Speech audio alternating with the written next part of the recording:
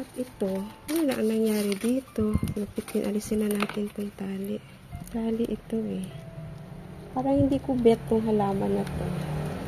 Hindi talaga siya maganda. Family ito ng aglaw.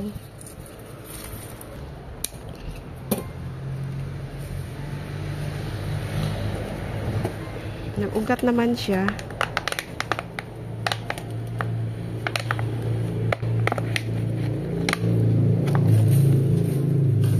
Yan, kita nyo.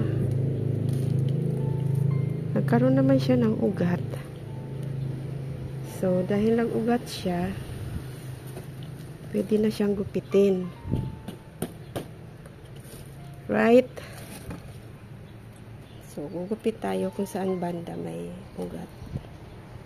Ayan, may ugat dito, oh.